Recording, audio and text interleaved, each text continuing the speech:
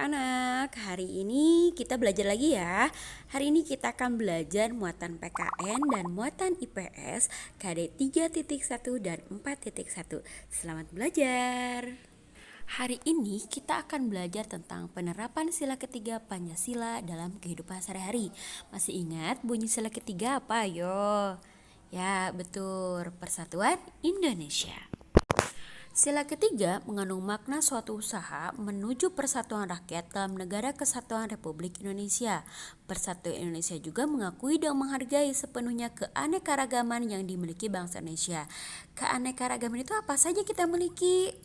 Ya, ada bahasa, suku, apalagi adat, ya agama, gitu banyak sekali keanekaragamannya.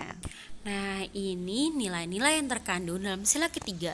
Pertama, bekerja sama demi kepentingan bangsa dan negara di atas kepentingan pribadi dan golongan. Artinya kita harus mendahulukan dulu untuk kepentingan bersama. Yang kedua, rela berkorban demi kepentingan bangsa dan negara. Seperti para polisi, tentara, mereka berani berjuang untuk membela tanah air.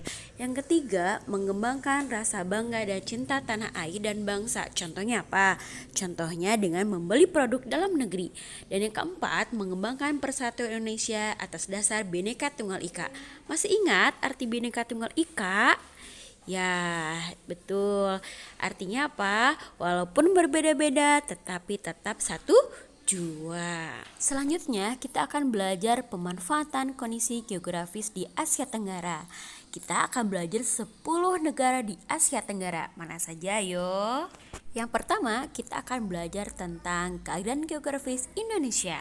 Nah, Indonesia ini mempunyai dataran rendah yang dimanfaatkan untuk lahan pertanian perkebunan yang hasilnya seperti padi, sayuran, karet. Nah, hasil hutannya kita menghasilkan rotan dan kayu jati yang sering sekali dijadikan bahan ekspor dan untuk sebagai bahan mebel. Selanjutnya, pantai-pantai kita yang sangat indah kita jadikan sebagai tempat pariwisata.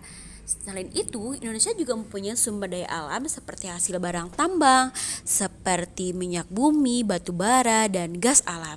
Nah loh, Indonesia kaya ya akan sumber daya alamnya. Bangga-bangga kan sama Indonesia?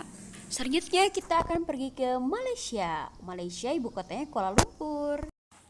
Nah, sebagian kondisi geografis Malaysia adalah hutan yang luas.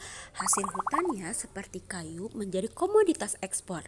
Malaysia juga memiliki perkebunan luas yang menghasilkan karet sehingga Malaysia menjadi penghasil karet terbesar di dunia. Next, kita ke Singapura. Singapura ibu kotanya tetap Singapura. Nah, kalau Singapura ini dia tidak memiliki sumber daya alam seperti pertanian, perkebunan, karena Singapura ini termasuk negara kota. Artinya dia tidak memiliki pertanian, jadi pertanian itu menggunakan hidroponik. Hidroponik itu pertanian yang tidak membutuhkan lahan yang sangat luas. Selanjutnya, Thailand dengan ibu kota Bangkok. Kegiatan pertanian di sepanjang Sungai Chao Phraya ini menghasilkan padi yang sangat besar sehingga Thailand itu dijuluki sebagai lumbung padi utama di Asia Tenggara. Nah, ada juga hasil pertambangannya seperti timah, seng, mangan di semenanjung Thailand. Selanjutnya kita akan belajar Filipina, ibu kota Manila. Nah, untuk hasil pertanian di Filipina itu seperti padi, jagung, tebu, dan tembakau. Sedangkan perkebunannya seperti karet, kelapa, kayu itu dijadikan komoditas ekspor terbesar Filipina. Ekspor itu menjual barang dari dalam negeri ke luar negeri. Dan kondisi geografis lainnya adalah Sungai Luzon itu dimanfaatkan sebagai pertambangan emas. Oh ya, kalian tahu nggak kalau Indonesia dan Filipina adalah negara kepulauan terbesar di Asia Tenggara. Selanjutnya kita akan ke Laos dengan ibu kota Vientiane. Nah, di Laos ini dataran rendahnya digunakan sebagai lahan pertanian padi, jagung, dan tembakau. Sedangkan sumber perikanan Laos terpusat di Sungai Mekong yang menghasilkan ikan karper dan ikan perch. Selanjutnya kita ke Brunei Darussalam dengan ibu kota Bandar Sri Begawan. Nah, sebagian besar Brunei Darussalam itu menyimpan minyak bumi dan gas alam yang sangat besar, sehingga Brunei Darussalam mendapat julukan negara penghasil minyak bumi dan gas alam terbesar di Asia Tenggara. Sedangkan lahan pertaniannya menghasilkan padi, kelapa, lada, dan buah-buahan. Oke, selanjutnya kita ke Myanmar dengan ibu kota Naypyidaw. Nah, di Myanmar ini menghasilkan sumber daya alam yang sangat beragam. Ada tembakau di Sungai Sitang, teh di Pelatosan, dan juga sayuran di pantai Arakanyoma. Sedangkan pertambangan yaitu timah terdapat di Tanah Sering. Oke, masih semangat? Kita sekarang ke Vietnam, ibu kotanya Hanoi. Nah, Vietnam ini memiliki industri yang berkembang seperti industri pengolahan makanan, penggilingan padi, dan tekstil. Sedangkan hasil pertaniannya ada buah, sayuran, jagung, ubi, dan kopi. Sedangkan hutan utama di Vietnam itu menghasilkan kayu jati yang dijadikan sebagai bahan mebel. Oke, terakhir kita ke Kamboja, ibu kota Phnom Penh.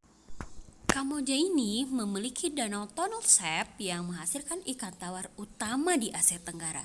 Sedangkan daerah subur di sekitar Sungai Mekong digunakan pertanian padi, umbi-umbian, jagung, dan buncis. Ada pula loh hasil perkebunannya seperti tembakau dan karet. Demikian pelajaran kita hari ini. Semoga kalian tetap semangat ya dalam belajarnya. Selamat belajar anak-anak. Wassalamualaikum warahmatullahi wabarakatuh.